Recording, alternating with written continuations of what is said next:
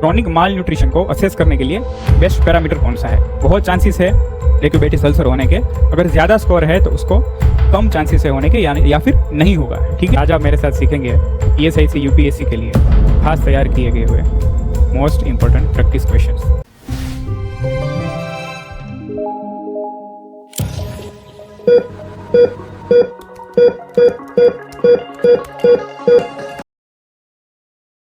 Hello nursing aspirants, good evening and welcome in mission high online nursing classes. मेरा नाम है भगीरथ और आज आप मेरे साथ सीखेंगे ESIC UPSC के लिए खास तैयार किए गए हुए मोस्ट इंपॉर्टेंट प्रैक्टिस क्वेश्चंस। तो without wasting any time, let's start it.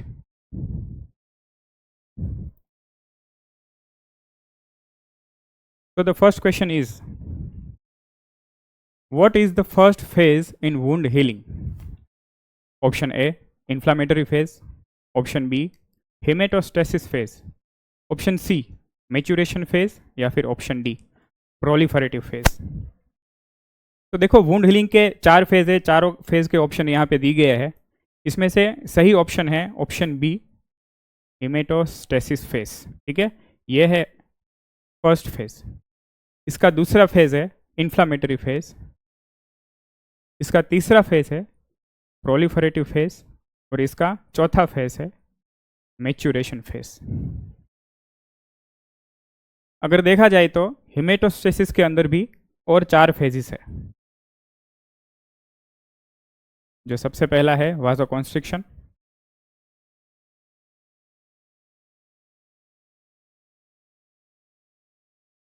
दूसरा फेज है प्लेटलेट प्लग फॉर्मेशन, तीसरा फेज है कोएगुलेशन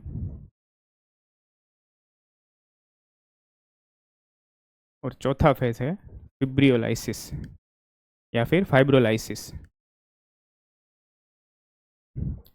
तो इसके अंदर क्या होता है, तो सबसे पहले वासोकॉन्स्ट्रिक्शन देखते हैं कि जहाँ पे स्किन में, जहाँ पे वुंड लगा है, जहाँ पे चोट लगी है, वहाँ पे जो ब्लड वेसल्स है वो धीरे धीरे कॉन्स्ट्रिक्ट होना चालू होगी और उसके आजू बाजू प्लेटलेट्स आ जाएंगे। उसको हम बोलेंगे वासोकॉन्स्ट्रिक्शन phase.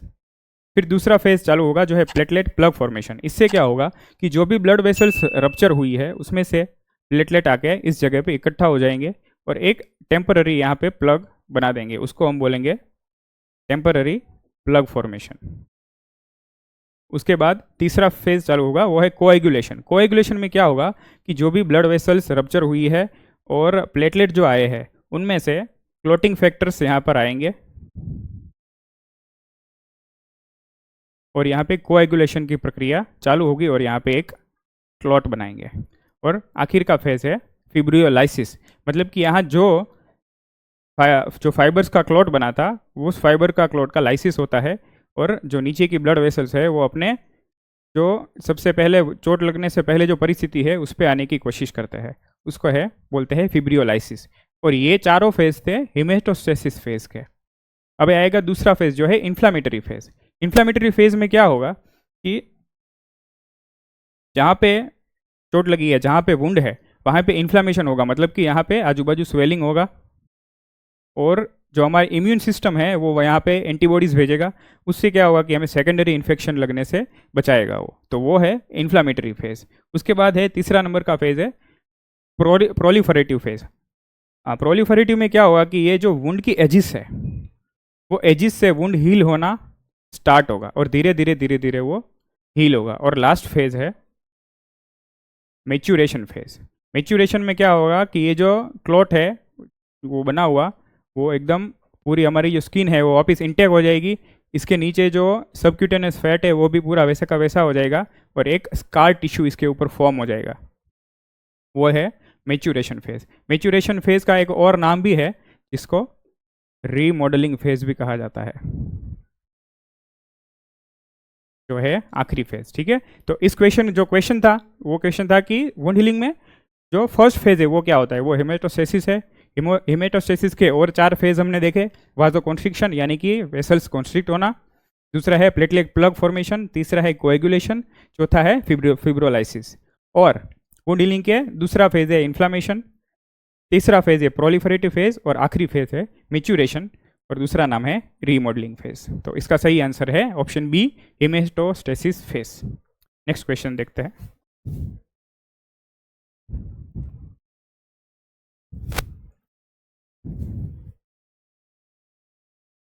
Second question is, what is the recommended period of taking a post-coital contraceptive pill after unprotected intercourse? Option A, within a week. Option B, within 4 days. Option C, within 3 days. And option D, within 5 days.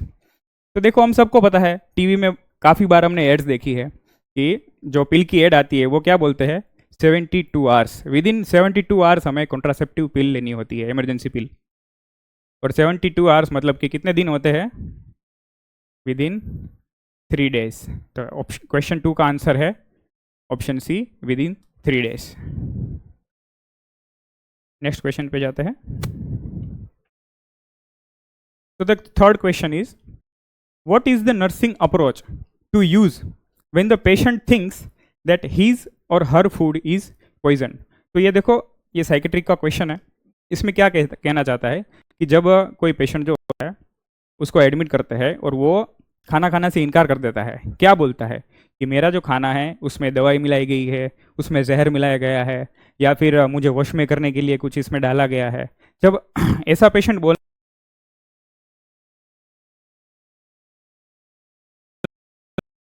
है तो इसको हम बोलेंगे delusion.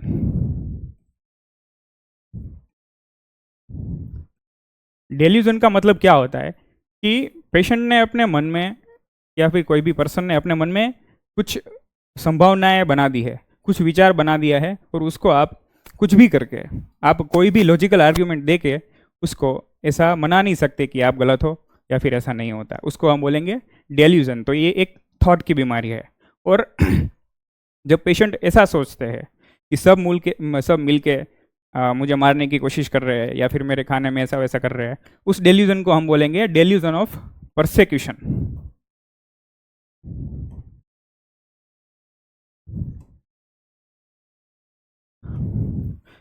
तो ये एक delusion of परसेक्यूशन का case है।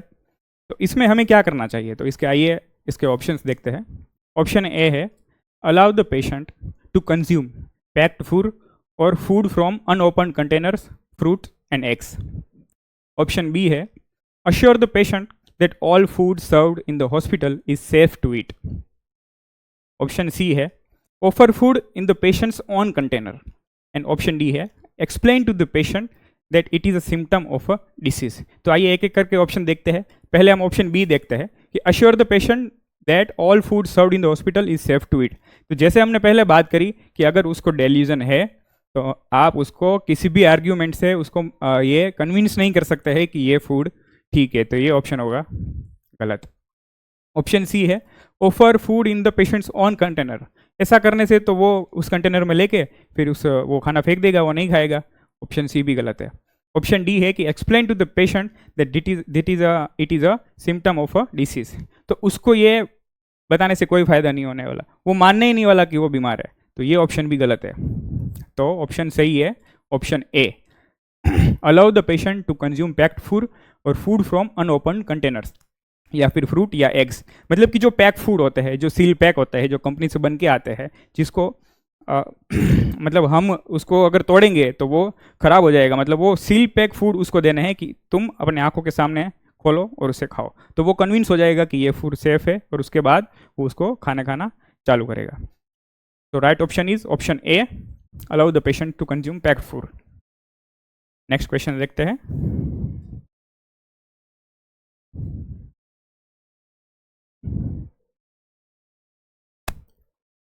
The best parameter for assessment of chronic malnutrition. तो क्रोनिक माल न्यूट्रिशन को असेस करने के लिए बेस्ट पैरामीटर कौन सा है? Option A, weight for age, मतलब कि इतनी एज में इतना वेट होना चाहिए। Option B, weight for height, मतलब कि इतनी हाइट होती है तो इतना वेट होना चाहिए। Option C, height for age, या फिर option D, mid upper arm circumference.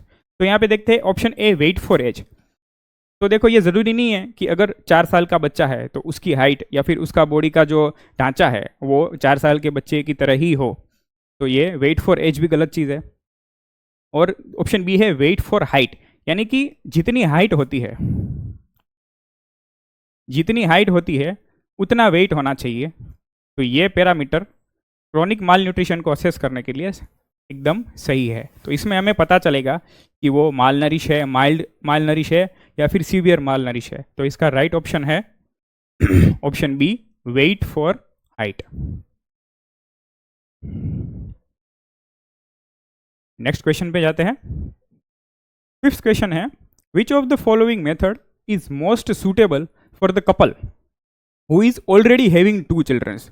मतलब यहाँ फैमिली प्लानिंग की बात करी गई है कि अगर जो एलिजिबल कपल है उसको ऑलरेडी 2 बच्चे हैं तो उसको कौन सी फैमिली प्लानिंग यूज़ करनी चाहिए। तो अब देखो उसको ऑलरेडी 2 बच्चे हैं तो फिर प्लानिंग करने की कोई ज़रूरत नहीं है। हम उसका परमानेंट इलाज निकालेंगे जो है ट्यूबेक्टोमी, यानी कि फीमेल नसबंदी। उसको कॉन्ट्रासेप्टिव या फिर आईयूडी से कोई फ़ायदा नहीं होने वाला, क्योंकि वो स्पेसिंग की उसको कोई ज़रूरत ही नहीं है। उसके पास ऑलरेडी 2 बच्चे हैं तो अब उसको टर्मिनेशन ही कराना पड़ेगा, ट्यूबेक्टोमी ही कराना पड़ेगा। तो इसका सही ऑप्शन है option B, tubectomy. Next question पे जाते हैं। 6th क्वेश्चन, एज पर WHO low birth weight is defined as. बहुत ही आसान क्वेश्चन है, पर देखो जब आसान क्वेश्चन आ जाता है ना तो एक्साइटमेंट में हम गलत टिक करके आ जाते हैं। तो इसका इलाज है कि आपको जो क्वेश्चन सबसे ज़्यादा आता है उस पर थोड़ा आराम से सोचो, सभी ऑप्शन देखो, उसके बाद टिक करो। तो ये बहुत ही आसान क्वेश्चन है कि WHO की गाइडलाइन के द्वारा लो बर्थ वेट किसको कहते हैं। तो सीधा ऑप्शन है बर्थ वेट जिसका 2.5 kg से कम है। जो बच्चा पैदा हुआ उसका 2.5 kg से कम है तो उसको हम बोलेंगे लो birth wait child. Next question देखेंगे।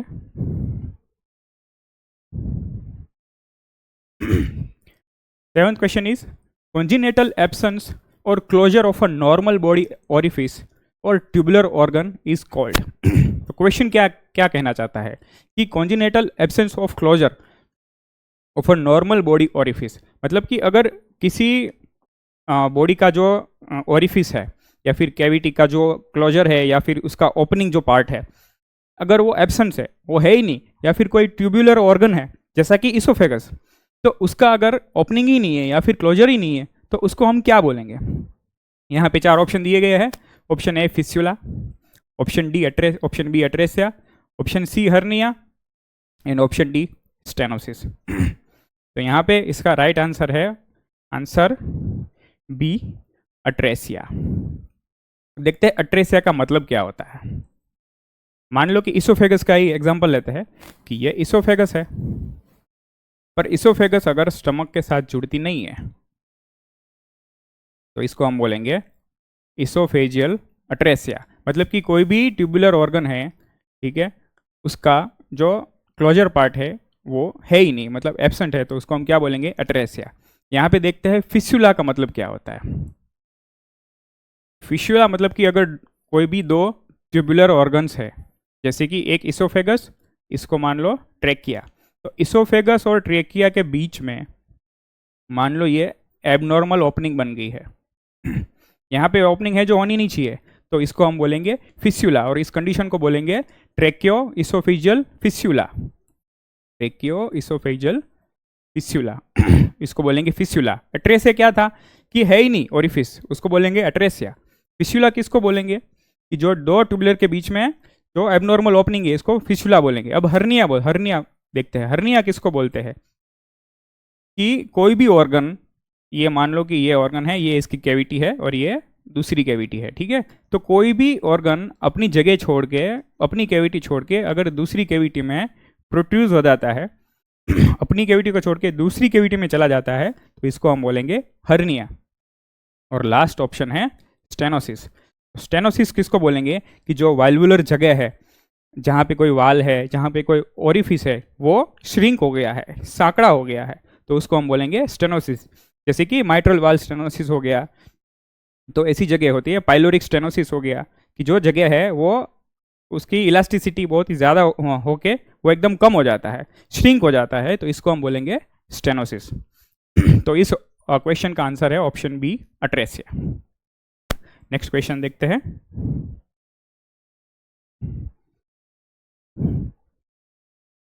क्वेश्चन है, presence of fresh blood in the stool is known as. मतलब कि स्टूल के अंदर अगर फ्रेश ब्लड है, यहां पे क्वेश्चन में गौर करना, अगर स्टूल के अंदर फ्रेश ब्लड है तो उसे क्या कहेंगे? Option A haematochezia, option B melena, option C haemoptysis, या फिर ऑप्शन डी हेमेचूरिया। तो इसका राइट आंसर है आंसर ए, हेमेटोचीजिया। कि जब स्टूल के अंदर फ्रेश ब्लड होगा तो उसको बोलेंगे हम हेमेटोचीजिया। और ये जो ब्लीडिंग हुआ होगा वो हुआ होगा लोअर जीआई ट्रैक्ट से। लोअर जीआई ट्रैक्ट से मतलब कि इंटेस्टाइन या फिर कोलोन में से अगर ब्लीडिंग होता है तो वो ब्लीडिंग फ्रेश होती है, इसीलिए इसको हेमेटोचीजिया कहा जाता है, क्योंकि वो ब्लीडिंग एकदम फ्रेश होती है। दूसरी एक कंडीशन है, उसको बोलेंगे मलिना। ये अगर अपर जीआई ट्रैक्ट से अगर ब्लीडिंग होती है, अपर जीआई ट्रैक्ट के से ब्लीडिंग होने की वजह से ये जो ब्लीडिंग होती है वो ओकल्ट ब्लड होता है, वो जो ब्लड होता है वो जम गया होता है, इसीलिए हम इसको बोलेंगे मलिना। ऑप्शन सी है हेमोप्टिसिस। मतलब अगर स्पुटम में ब्लड आ रहा है, यानी कि रेस्पिरेटरी ट्रैक में से ब्लड आ रहा है, तो हम इसको बोलेंगे हेमोप्टिसिस। और ऑप्शन डी है हेमेचूरिया, यानी कि यूरिन में अगर ब्लड आता है तो हम इसको बोलेंगे हेमेचूरिया। तो इस क्वेश्चन का राइट आंसर है option A, haematochezia. Next question पे जाएंगे। नाइन्थ क्वेश्चन है, battle sign is an indicator of. Battle sign का मतलब क्या होता है? पहले तो बैटल साइन किसको बोलते हैं? कि जब किसी पर्सन के कान के पीछे ये जो मास्टोइड प्रोसेस होती है, इसको मास्टोइड प्रोसेस बोलते हैं, यहाँ कान के पीछे जो बोन होता है उसको। तो ये मास्टोइड प्रोसेस पे ब्लूइश जो ब्रूसिस देखने को मिलते हैं, पैचिस देखने को मिलते हैं, उसको हम बोलेंगे बैटल साइन। तो ये बैटल साइन कब देखने को मिलते हैं मास्टोइड प्रोसेस के ऊपर? कि अगर स्कल के अंदर फ्रैक्चर हुआ है, हेड इंजरी हुआ है, तो वो जो ब्लड है वो उसकी वजह से यहाँ पे मास्टोइड प्रोसेस में आपको ब्रूसिस देखने को मिलेंगे, उसको हम बोलते हैं बैटल साइन। तो अगर ऐसा देखने को मिलता है तो वो कंडीशन है स्कल फ्रैक्चर। कि अगर स्कल फ्रैक्चर हुआ होगा तो आपको बैटल साइन देखने को मिलेगा। इसको याद ऐसे रख सकते हैं कि बैटल मतलब जंग, कि जंग में जाने से सर फटता है, तो बैटल में जाएगा तो वो क्या होगा? Skull fractures. तो बैटल साइन मतलब कि स्कल फ्रैक्चर। नेक्स्ट क्वेश्चन देखेंगे। तो देखो, आपको एक बात और याद दिला देता हूँ कि मिशन हाई ने स्पेशल ESIC UPSC के लिए एक किताब निकाली है, जो कि 20 मॉडल पेपरों का एक सेट है, जो एकदम मोस्ट IMP क्वेश्चन है उसको इकट्ठा कर करके ये एक मॉडल पेपर बनाया गया है। वैसे 20 मॉडल पेपर इसमें दिए गए हैं, जिसमें सभी प्रकार के क्वेश्चन है, थियरी बेस्ड है, प्रैक्टिकल बेस्ड क्वेश्चन है, और जो ESIC UPSC जिस टाइप के क्वेश्चन पूछ सकती है उसके एंटिसिपेशन में क्वेश्चन डाले गए हैं। तो ये आपके लिए बहुत अच्छी होगी, इसको पढ़िए, क्वेश्चन सॉल्व करिए। अगर आप कहीं रुकावट है तो हमें बताइए, यहाँ पे जो फैकल्टीज है वो आपका डाउट सॉल्व करेगी। तो ये आपके लिए बहुत उपयोगी है, इसको परचेज करिए और पढ़िए। All the best. Next question देखते हैं।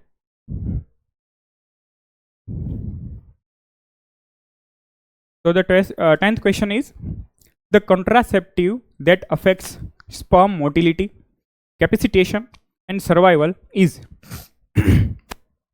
तो यहाँ पे जो चारों है वो एक प्रकार के कॉन्ट्रासेप्टिव है सब। तो इसमें पूछा गया है कि ऐसा कॉन्ट्रासेप्टिव कौन सा है जो स्पर्म की मोटिलिटी, कैपेसिटेशन और उसके सर्वाइवल पे अफेक्ट करता है। तो देखिए, ये ए वजाइनल रिंग, माला डी और प्रोजेस्टेरोन ओनली पिल, ये तीनों हार्मोनल मेथड है। और कॉपर टी IUD है, इंट्रायूट्राइन डिवाइस। अब ये तीनों हार्मोनल मेथड जो है वो ओवम के ऊपर काम करेगी, ओवम को रिलीज नहीं होने देगी, उसको मैच्योर नहीं होने देगी, ओवम के ऊपर काम करेगी। जो प्रेगनेंसी के लिए, जो एम्बेडिंग के लिए जो बेड ज़रूरी है वो एंडोमेट्रियम में नहीं बनने देगी। ये सब काम करेगी कौन? हार्मोनल। और जहाँ पे कॉपर टी क्या काम करेगी, तो कॉपर टी जो है वो वजाइना में स्पर्म की मोर्टेलिटी कम करेगी, उसका कैपेसिटेशन नहीं होने देगी और उसके सर्वाइवल नहीं होने देगी। तो यहाँ इस क्वेश्चन का आंसर है option B, property.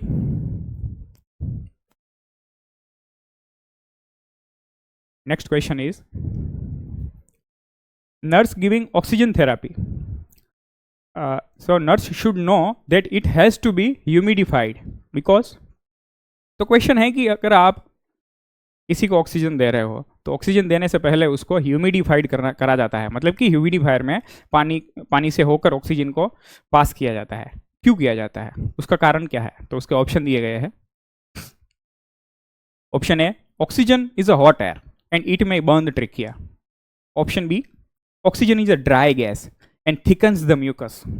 Option C, oxygen gets cleaned of pathogens by humidification. And option D, oxygen is easily absorbed because humidification adds H ion to it. तो यहाँ देखा जाए तो ये तीनों ऑप्शन बहुत ही मतलब कोई इसका रैशन ही नहीं बनता कि oxygen is a hot air, it may burn the trachea. बहुत गलत ऑप्शन है। ऑप्शन सी है oxygen gets cleaned of pathogens, कि नहीं, बिल्कुल नहीं, ऐसा नहीं होता है। ऑप्शन डी के इट इजीली अब्सॉर्ब्ड, ये भी गलत आंसर है। इसका सही आंसर है ऑक्सीजन एक ड्राई गैस है और वो आपकी रेस्पिरेटरी ट्रैक्ट को थिक कर देती है, म्यूकस को थिक कर देती है और उसको ड्राई कर देती है। उसकी वजह से जिस भी पेशेंट को ऑक्सीजन थेरेपी चल रही है उसको अपनी रेस्पिरेटरी ट्रैक्ट में बहुत ही इरिटेशन फील होता है और एकदम सूखा, एकदम ड्राई हो जाता है उसका रेस्पिरेटरी ट्रैक्ट। उसकी वजह से उसको ह्यूमिडिफाई करके उसको एडमिनिस्टर किया जाता है। तो उसका राइट आंसर है oxygen is a dry gas and thickens the mucus, option B. Next question is which of the following are the responsibility of the staff nurse. बहुत ही इजी क्वेश्चन है, देखते हैं। Option A, quality care. Option B, observation and reporting. Option C, record keeping. तीनों option सही है। Quality care भी देनी है, ऑब्जर्वेशन भी करना है, रिपोर्टिंग भी करना है और रिकॉर्ड कीपिंग भी करना है। तो इसका सही ऑप्शन है ऑल ऑफ द अबाव। इसके अलावा भी बहुत सारी रिस्पॉन्सिबिलिटीज रहती है एक नर्स की। क्या क्या रहती है कि नर्स एज एन एडवोकेट, तो एज एन एडवोकेट भी काम करती है, पेशेंट और डॉक्टर के बीच में काम करती है। उसके बाद अगर जो कम्युनिटी में नर्स है तो वो नर्स एज अ जो कम्युनिकेशन ऑफिसर है, कम्युनिटी ऑफिसर है या फिर पब्लिक हेल्थ ऑफिसर की तरह के काम करेगी। तो वो जिस भी सेक्टर में होगी, जिस भी एरिया में होगी, उस हिसाब से उसका जो है वो रिस्पॉन्सिबिलिटी डिफाइन होती है। तो यहाँ पे सही ऑप्शन है option D, all of the above. Next question,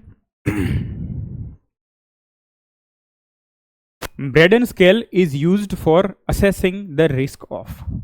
तो यहाँ पे एक स्केल दिया गया है जिसका नाम दिया है ब्रेडन स्केल। क्या होता है ये ब्रेडन स्केल? जैसे आपको पता हो कि एक होता है अबगार स्कोर होता है, एक होता है ग्लास्को-गोमा स्केल होता है, तो वैसे ही ये एक ब्रेडन स्केल नाम का एक स्केल आता है। ये क्या करता है, ये जो होता है बेड सोर जो होता है,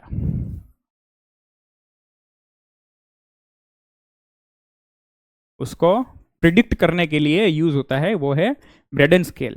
ब्रेड सोल मतलब कि उसका दूसरा नाम है एक्यूबाइटिस अल्सर, उसका और एक नाम है, उसको हम बोलेंगे प्रेशर सोर।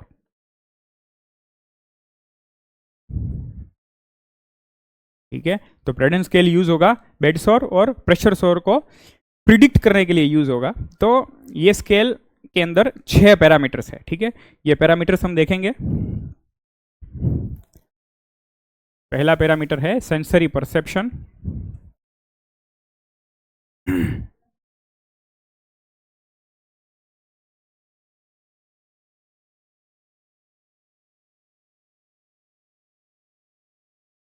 Sensory perception. दूसरा ऑप्शन है, मतलब कि उसका दूसरा पैरामीटर है वो है मॉइस्चर।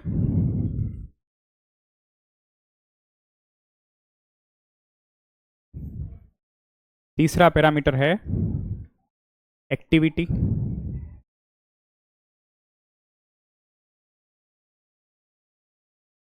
चौथा पैरामीटर है मोबिलिटी।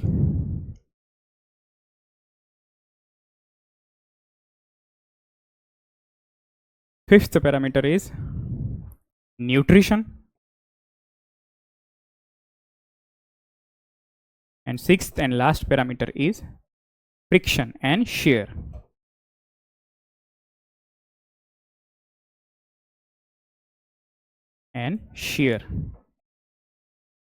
तो ये 6 प्रकार के पैरामीटर से हम प्रिडिक्ट करेंगे कि इसको प्रेशर सोर होगा या नहीं होगा, और इनमें स्कोर दिया जाता है 6 से 23 के बीच में। अगर कम स्कोर है तो उसको बहुत चांसेस है लेक्यूबेटिस अल्सर होने के, अगर ज़्यादा स्कोर है तो उसको कम चांसेस है होने के या फिर नहीं होगा। ठीक है, इसमें स्कोर रहेगा 1 से, नहीं चलेगा, बीच में से काट देना। इसमें स्कोर रहेगा 1 से 4 तक, मॉइस्चर में भी स्कोर रहेगा 1 से 4 तक, एक्टिविटी में भी स्कोर रहेगा 1 से 4 तक, इन सब में 1 से 4 तक रहेगा। बस एक फ्रिक्शन है जिसमें 1 से 3 तक की स्कोर आएगा। तो इन सब मिला के स्कोर होगा ज़्यादा से ज़्यादा 23 और कम से कम 6। तो इससे हम प्रेडिक्ट कर सकेंगे कि पेशेंट को बेड सोर यानी कि लेक्यूबाइटिस अल्सर होगा या नहीं होगा। नेक्स्ट क्वेश्चन पे जाते हैं।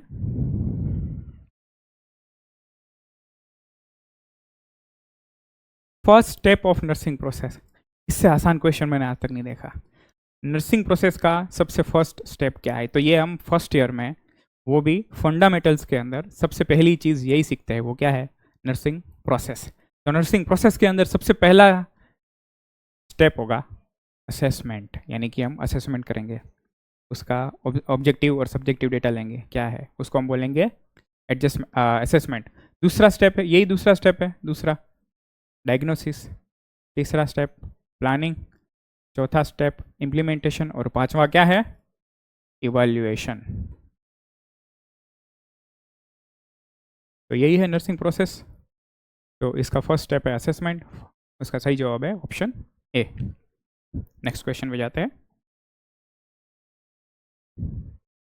Question 15 is which of the following nursing intervention is most appropriate in prevention of pressure सोर। तो जो इससे पहले क्वेश्चन आया था ब्रेडन स्केल, उसी से रिलेटेड है, प्रेशर सोर से ही रिलेटेड है। देखते हैं।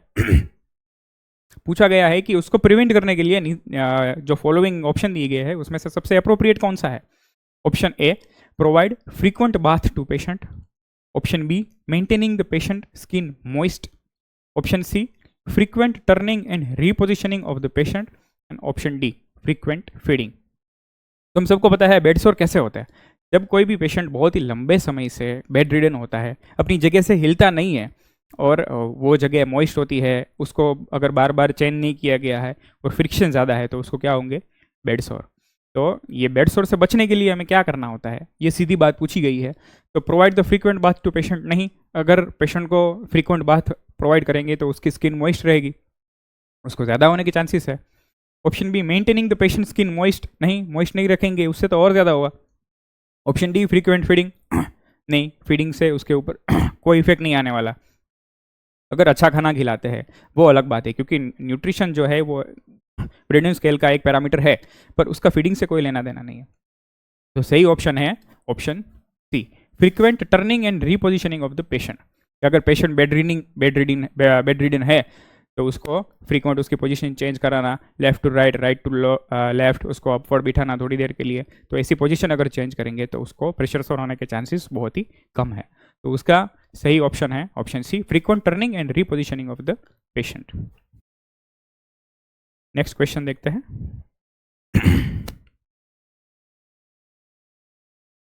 The method used for administrating medicine into the ear is called.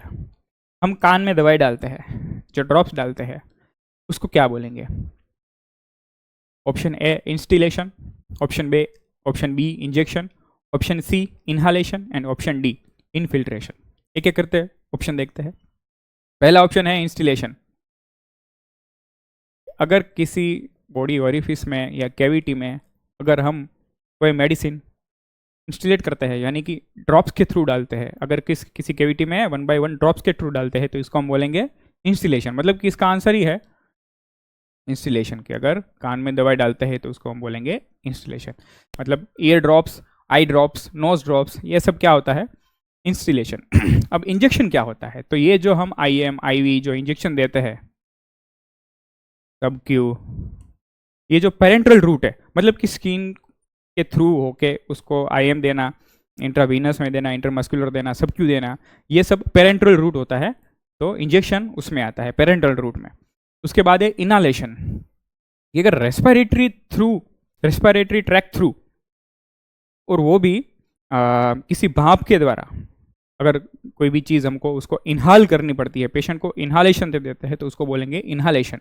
कि रेस्पिरेटरी ट्रैक के थ्रू अगर कोई मेडिसिन उसको इनहाल कराते हैं, उसको बोलेंगे इनहेलेशन। और लास्ट में है इनफिल्ट्रेशन। तो ऐसी कोई मेथड है ही नहीं।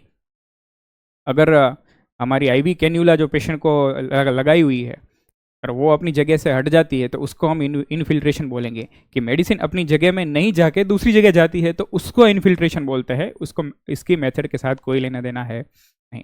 तो इसका सही ऑप्शन है instillation.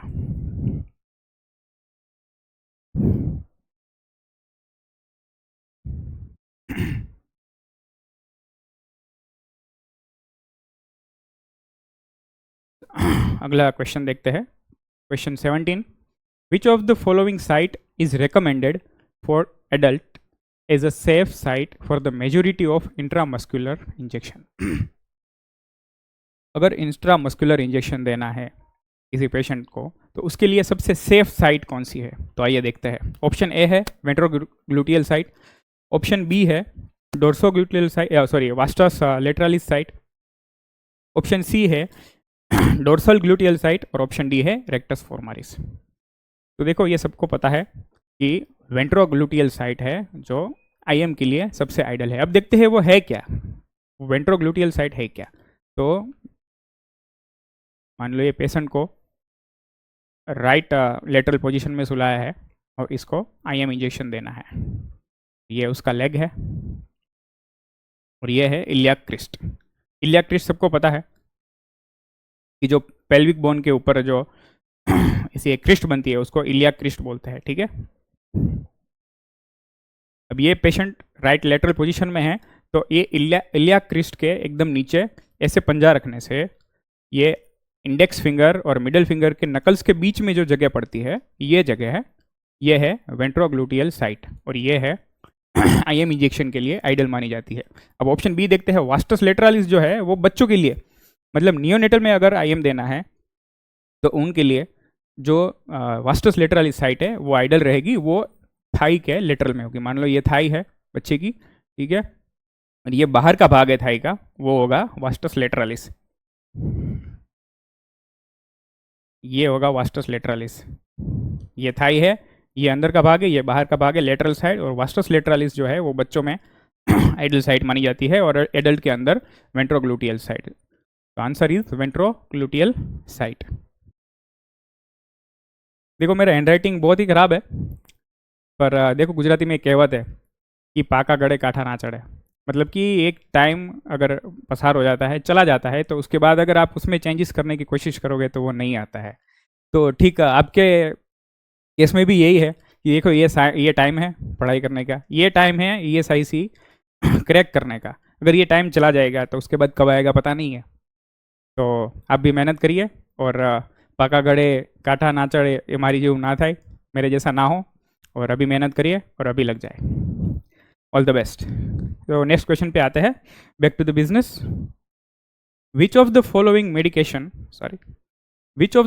Medication ordered is immediately and once only administered. मतलब यहाँ पे पूछा गया है कि कौन सा ऐसा ऑर्डर है, मतलब ये अलग अलग प्रकार के ऑर्डर रहते हैं। जब डॉक्टर कोई प्रिस्क्रिप्शन लिख के जाता है तो इसमें लगता है HS, SOS, PRN। तो वैसे ही इसमें पूछा गया है कि ऐसा कौन सा ऑर्डर है जिसमें हमें जो मेडिसिन है वो इमीडिएटली और एक ही बार देनी है। तो इसका सही आंसर है stat order, option B. Stat order मतलब कि अगर वो लिख के गए हैं तो तुरंत ही देना है और एक ही टाइम देना है, उसको हम बोलेंगे स्टेट। पर अगर तुरंत देना है और बार बार देते रहना है तो उसको हम बोलेंगे स्टैंडिंग ऑर्डर। PRN ऑर्डर मतलब कि SOS, कि जब भी ज़रूरत पड़े तब दे सकते हैं। और सिंगल ऑर्डर मतलब एक ही बार पर उसका इमीडिएटली देना है या कब देना है वो फिक्स नहीं होता, उसको हम बोलेंगे सिंगल ऑर्डर। तो इस ऑप्शन का सही जवाब है, इस क्वेश्चन का सही आंसर है स्टेट ऑर्डर, मतलब कि immediate and only once. Next question पे जाते हैं, question number 19। Which type of stool is seen in gastric bleeding. देखो इससे पहले हम ये ऑलरेडी एक बार क्वेश्चन देख चुके हैं, पर ये थोड़ा उससे अलग है। क्वेश्चन सेम ही है, टॉपिक सेम ही है, पर क्वेश्चन अलग तरीके से पूछा गया है और ऑप्शन थोड़े अलग है। देखते हैं क्या है। विच type of stool is seen in gastric bleeding, यानी कि गैस्ट्रिक ब्लीडिंग मतलब स्टमक में से ब्लीडिंग हो रही है। तो अगर स्टमक में से ब्लीडिंग हो रही है तो स्टूल का कलर कौन सा होगा। तो हम इससे पहले देख चुके हैं कि अगर अपर जीआई ट्रैक्ट से ब्लीडिंग हो रही है तो उसको हम बोलेंगे मलिना, और लोअर रेस्पिरेटरी ट्रैक्ट से ब्लीडिंग हो रही है, सॉरी जीआई ट्रैक्ट से ब्लीडिंग हो रही है तो उसको हम बोलेंगे हिमेटोचीजिया। तो यहाँ पे पूछा गया है गैस्ट्रिक ब्लीडिंग, मतलब कि स्टमक में से ब्लीडिंग हो रही है तो वो कैसा होगा, मलिना। और मलिना ऑलवेज ऑकल्ट ब्लड होगा, फ्रेश ब्लड नहीं होगा, वो ब्लड जम गया होगा और 1-2 दिन पुराना होगा तो वो ऑकल्ट ब्लड होता है। अब जब कोई ब्लड पुराना हो जाता है और जम जाता है तो वो उसका कलर कैसा हो जाता है, टेरी कलर स्टूल, यानी कि मलिना। तो इसका सही ऑप्शन है टेरी कलर स्टूल, मतलब कि गैस्ट्रिक ब्लीडिंग में मलिना होगा और मलिना का कलर कैसा होगा, टेरी कलर स्टूल। ब्राइट रेड कब होगा, अगर हिमेटोचीजिया है तो ब्राइट रेड होगा। ठीक है, नेक्स्ट क्वेश्चन पे जाते हैं। A patient with Parkinson's syndrome receives continuous levodopa to increase the level of। देखो क्वेश्चन जान से पढ़ो, क्वेश्चन में ही आपका आंसर है। पार्किंसंस सिंड्रोम मतलब ये एक प्रकार की बीमारी है, ठीक है, नर्वस सिस्टम की बीमारी है। इसमें क्या होता है कि जो न्यूरॉन्स होता है वो डैमेज हो जाते हैं। और कौन से डैमेज होते हैं कि जो डोपामिन नाम का जो एक केमिकल है उसको उसके जो रिसेप्टर्स होते हैं वो डैमेज हो जाता है। इससे क्या होता है, बॉडी में लीवोडोपा का लेवल डाउन, बॉडी में डोपामिन का लेवल डाउन हो जाता है और ये कंडीशन देखने को मिलती है। तो आपके क्वेश्चन में ही आपका आंसर है। देखिए लीवोडोपा क्यों दिया जाता है, तो लीवोडोपा में ही डोपा है, डोपा मतलब कि डोपामिन, उसको लीवोडोपा क्यों दिया जाता है, डोपामिन का लेवल इंक्रीज करने के लिए, सिंपल। तो इसका सही आंसर है option A, dopamine. Next question पे जाते हैं। In which of the following conditions oxygen therapy not indicated, मतलब कि नीचे 4 कंडीशन दी गई है, उसमें से कौन सी कंडीशन में ऑक्सीजन देने की जरूरत नहीं है। Option A drowning, option B chest injury, option C poisoning and option D normal uncomplicated labour. तो देखो कोई भी लेबर मतलब कि कोई प्रेगनेंसी एकदम नॉर्मल है, अनकॉम्प्लिकेटेड है, उसको कोई एबनॉर्मलिटी है ही नहीं, तो उसको ऑक्सीजन देने की क्या ज़रूरत है। तो इसके इधर सही ऑप्शन, सही जवाब रहेगा नॉर्मल अनकॉम्प्लिकेटेड लेबर। ड्राउनिंग में देना चाहिए, चेस्ट इंजुरीज में देना चाहिए, पॉइजनिंग में देना चाहिए, पर नॉर्मल अनकॉम्प्लिकेटेड लेबर में हम ऑक्सीजन थेरापी नहीं देंगे। तो इसका सही ऑप्शन है option D, normal uncomplicated labour. Next question. An example of an objective data is, ये भी बहुत ईजी क्वेश्चन है। 2 प्रकार के डेटा होते हैं जब हम असेसमेंट करते हैं नर्सिंग प्रोसेस के अंदर। इससे पहले की क्वेश्चन में मैंने बात करी, तो नर्सिंग प्रोसेस में असेसमेंट में 2 प्रकार के डेटा होते हैं, एक सब्जेक्टिव, एक ऑब्जेक्टिव। ऑब्जेक्टिव क्या होता है, जो हमें दिख सके, हमें सामने दिखाई दे रहा हो, हम उसको इंस्पेक्ट कर सके, उस डेटा को हम बोलेंगे ऑब्जेक्टिव डेटा। एक होता है सब्जेक्टिव डेटा, जिसको हम देख नहीं सकते, फील नहीं कर सकते, पाल्पेट नहीं कर सकते, उसको हमें उसको पूछ के ही पता चलेगा, उसको हम बोलेंगे सब्जेक्टिव डेटा। तो यहाँ पे देखते हैं ऑब्जेक्टिव डेटा का आंसर कौन सा है। पहला ऑप्शन है फीलिंग वरी, तो अगर पेशेंट को चिंता हो रही है तो वो हमें सामने दिखेगा नहीं, तो मतलब ये आंसर होगा गलत, ये होगा सब्जेक्टिव डेटा।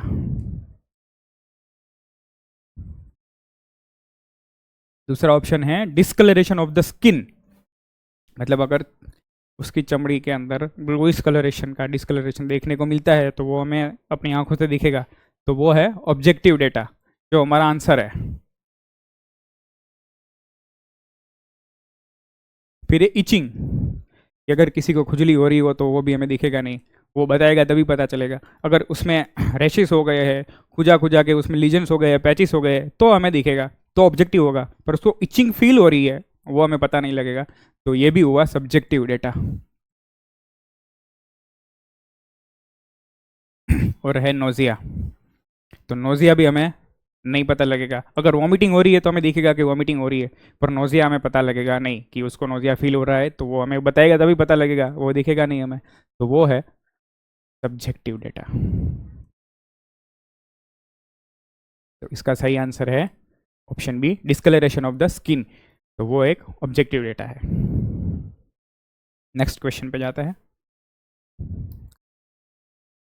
क्वेश्चन है, a low pitched continuous gurgling sound caused by secretion in the large airways is called। क्वेश्चन को समझते हैं पहले क्या कहना चाहता है कि अ लो पिच्ड यानी कि जिसकी पिच कम है, जिसकी आवाज थोड़ी कम है, कंटिन्यूअस और गर्गलिंग साउंड जो लार्ज एयरवेज में सिक्रीशन होने की वजह से होती है, उसको हम क्या बोलेंगे? ऑप्शन ए है विजिंग, ऑप्शन बी है रोंकाई या फिर रॉन्ची, ऑप्शन सी है कफिंग, एंड ऑप्शन डी है स्ट्राइडर। तो देखो इसका सही आंसर है ऑप्शन बी, रोंकाई। कि अगर वो लो पिच्ड है और कंटिन्यूस साउंड है तो इसको हम बोलेंगे रोंकाई। विजिंग किसको बोलेंगे? हाई पिच साउंड है,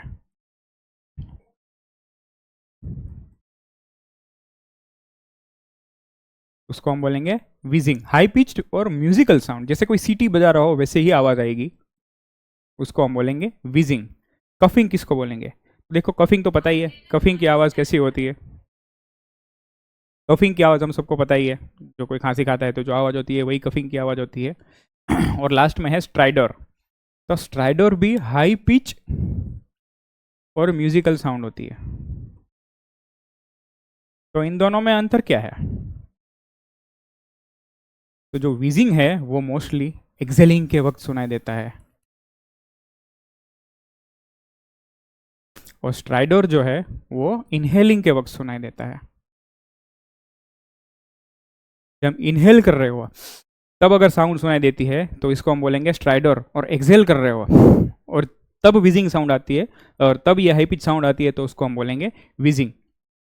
तो यही इसका अंतर है। अगर लो पिच है तो इसको हम बोलेंगे रोंकाई। नेक्स्ट क्वेश्चन पे जाते हैं। Life span of the RBC कितना होता है? 120 डे। बहुत इजी क्वेश्चन है,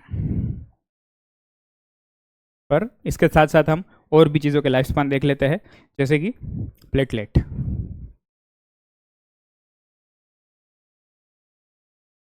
तो प्लेटलेट का लाइफ स्पान होता है 8 to 11 डेज।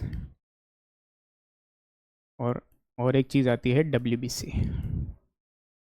तो WBC में बहुत सारे टाइप होते हैं, तो उसके टाइप के अकॉर्डिंग हम देखेंगे कि किसका लाइफ स्पान कितना है। तो उसमें मोस्टली पहले आते हैं ग्रेन्युलोसाइट और ए ग्रेन्युलोसाइट, ऐसे दो पार्ट पड़ते हैं।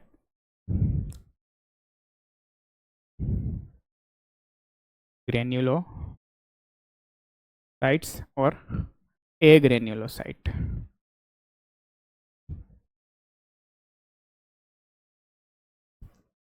ग्रेन्युलोसाइट के अंदर 3 होते हैं, न्यूट्रोफिल, बेजोफिल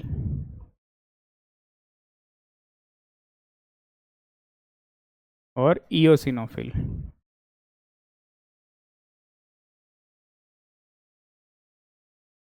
और ए ग्रेन्युलोसाइट के अंदर 2 होते हैं, मोनोसाइट और लिम्फोसाइट।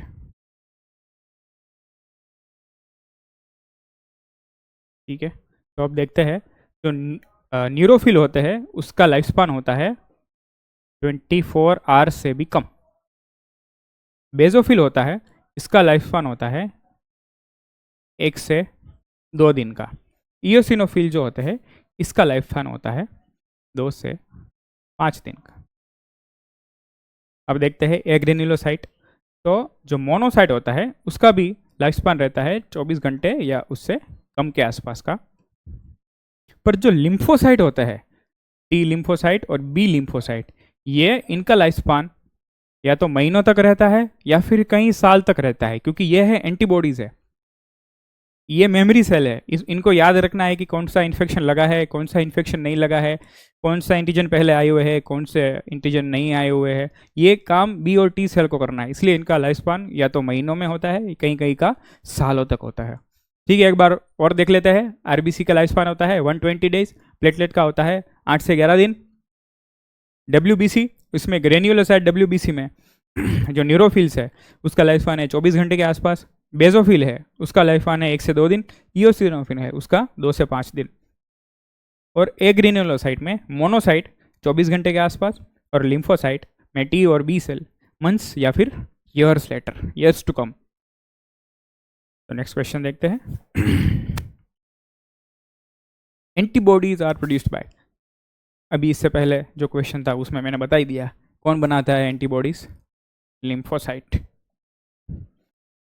कि डब्ल्यूबीसी के ए ग्रेन्युलोसाइट के टाइप के अंदर जो लिम्फोसाइट आते हैं वो होते हैं एंटीबॉडीज। तो प्लाज्मा सेल क्या करते हैं, प्लाज्मा सेल प्लाज्मा के अंदर होता है। एरिथ्रोसाइट क्या करते हैं, एरिथ्रोसाइट हीमोग्लोबिन की काम प्रक्रिया करते हैं, रेस्पिरेशन के काम में मदद आता है। बेजोफिल क्या करते हैं, बेजोफिल मोस्टली जो एलर्जिक रिएक्शन होते हैं उसमें एक्टिव होते हैं, और बॉडी की इम्यूनिटी में बेजोफिल्स अपना रोल प्ले करते हैं। तो इसका सही आंसर है lymphocytes. Next question, which of the following is the function of sodium in the body, body के अंदर सोडियम का क्या काम होता है। तो आइए देखते हैं। फॉर्मेशन ऑफ द बोन्स ना, बोन का फॉर्मेशन के लिए क्या सबसे ज़रूरी होती है, कैल्शियम। दूसरा ऑप्शन है functioning of the skeletal muscles, no, skeletal muscles के फंक्शनिंग के लिए ज़रूरी है potassium. Option C function of the cardiac muscles, no, उसके लिए भी ज़रूरी है कैल्शियम। तो इसका सही आंसर है option D, maintenance of the serum osmolarity. तो जो सोडियम है वो एक मेजर आयन है एक्स्ट्रा सेल्यूलर फ्लूइड का, तो वो जो है सीरम की ओस्मोलारिटी को मेंटेन करने के लिए बहुत ही जरूरी आयन होता है, इसलिए इसका सही ऑप्शन है option D, maintenance of the serum osmolarity. Next question, which is the largest cranial nerve. देखो यहाँ पे क्वेश्चन ध्यान से पढ़ना, पूछा है लार्जेस्ट क्रेनियल नर्व। तो लार्जेस्ट क्रेनियल नर्व अगर पूछते हैं तो उसका आंसर होगा ट्राइजेमिनल। और अगर लॉन्गेस्ट पूछा है, लॉन्गेस्ट क्रेनियल नर्व होगी वेगस नर्व। ठीक है, लार्जेस्ट पूछा है तो ट्राइजेमिनल नर्व, लॉन्गेस्ट पूछा है तो वेगस नर्व। अगर शॉर्टेस्ट क्रेनियल नर्व पूछे तो कौन सी आएगी, शॉर्टेस्ट होगी ट्रॉक्लियर।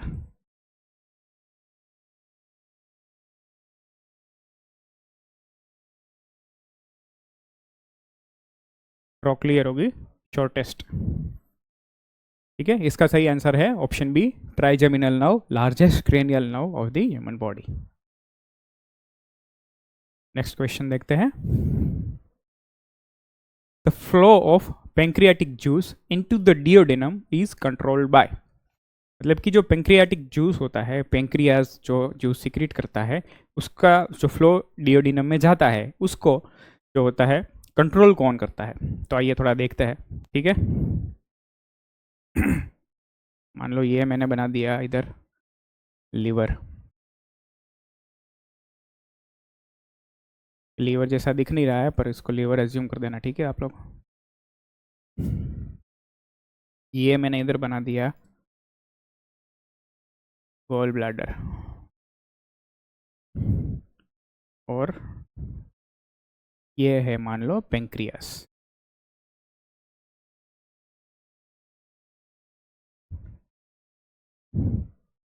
अब यहाँ पे लीवर के अंदर से राइट और लेफ्ट तरफ से आएगी राइट हिपेटिक डक्ट, लेफ्ट और से आएगी लेफ्ट हिपेटिक डक्ट, तो ये दोनों मिलके बनाएंगी कॉमन हिपेटिक डक्ट। और ये है गोल ब्लैडर, गोल ब्लैडर से आएगी सिस्टिक डक्ट, सिस्टिक डक्ट। अब ये सिस्टिक डक्ट और कॉमन हिपेटिक डक्ट, ये दोनों मिलके बनाएंगे कॉमन बाइल डक्ट। और यहाँ पे पेंक्रियाज में से आएगी पेंक्रियाटिक डक्ट।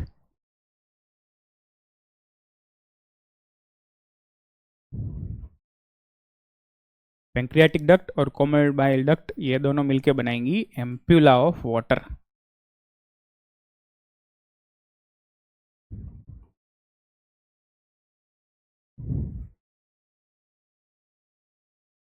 और ये एम्प्यूला ऑफ वाटर है वो, ये डिओडिनम है, डिओडिनम में यहाँ पे खुलेगी, तो यहाँ पे एक स्फिंक्टर आया हुआ होता है, उसको हम बोलेंगे sphincter of Audi.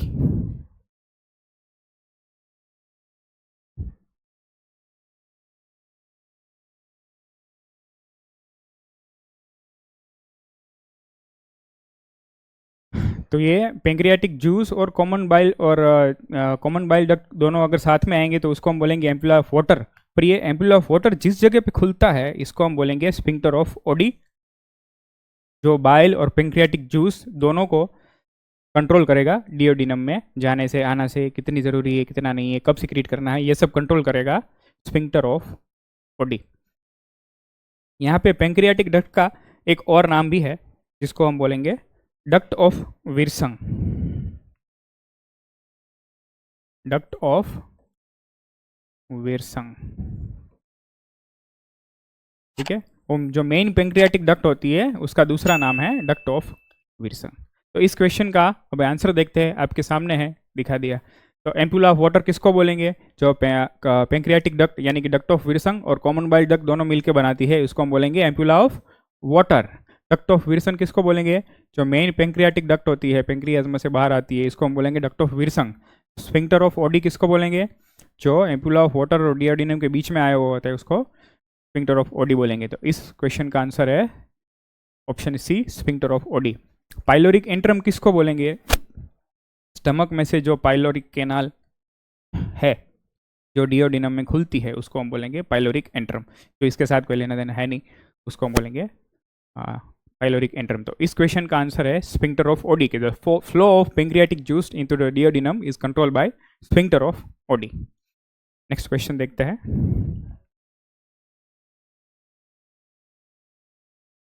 Capacity of the stomach of newborn. Newborn baby होता है, उसके स्टमक की कैपेसिटी कितनी होती है? तो इसका आंसर है ऑप्शन सी, 50 ml। जो बेबी न्यूबॉर्न होता है उसका स्टमक बहुत छोटा होता है, उसकी कैपेसिटी बहुत 50 ml ही होता है, पर एडल्ट होने के बाद उसकी कैपेसिटी कितनी हो जाती है? 2 से 4 लीटर तक। जब एक आदमी अपने पेट में 2 से 4 लीटर तक खाना रख सकता है। न्यूबॉर्न में 50 ml और एडल्ट में 2 से 4 लीटर। आज का लास्ट क्वेश्चन देखते हैं। Kupffer cells are a type of, जैसे हम इससे पहले जब WBC का जो क्लासिफिकेशन देख रहे थे तो उसमें मैंने बोला था कि जो मोनोसाइट होते हैं और जो लिम्फोसाइट होते हैं वो दोनों ए ग्रेन्युलोसाइट के टाइप है। अभी मोनोसाइट जो ब्लड में जो होता है, ब्लड के अंदर फ्री फॉर्म होता है, उसको हम मोनोसाइट बोलेंगे। पर अगर वही मोनोसाइट अगर किसी ऑर्गन में या किसी ग्लैंड में अगर वो फेगोसाइटिसिस की प्रक्रिया करते हैं तो उसको हम बोलेंगे मैक्रोफेजिस। अब यही मैक्रोफेजिस जब लिवर के अंदर होते हैं तो इसको हम बोलेंगे कफर सेल्स या फिर कुफर सेल्स, आप जो भी बोल सकते हो, आपकी श्रद्धा। तो लिवर के अंदर जो मैक्रोफेजिस होता है उसको हम बोलेंगे कफर सेल्स। तो इसका आंसर है ऑप्शन बी, मैक्रोफेजिस। तो यही था आज के लिए।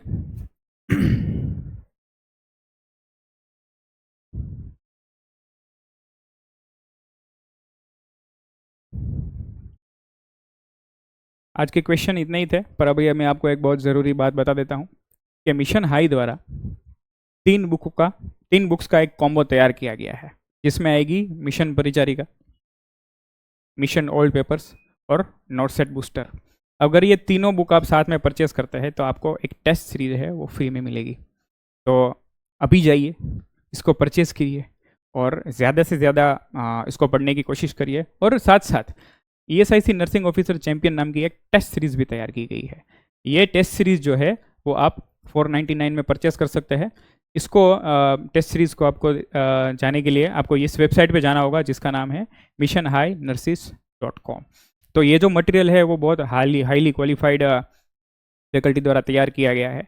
आपकी UPSC लेवल की जो एग्ज़ाम है उसको ध्यान में रख के किया गया है। तो आप जाइए, उसको परचेज़ कीजिए, उसको पढ़िए। ये इस अगर इस एग्ज़ाम में नहीं तो आपको और एग्ज़ाम में भी काम आ सकता है। और जाइए और पढ़िए। आगे वाली एग्ज़ाम के लिए आपको बहुत बहुत ऑल द बेस्ट। और बस मेहनत करते रहिए। अगली बार मिलेंगे नेक्स्ट लेक्चर में। तब तक के लिए कीप रीडिंग। Thank you.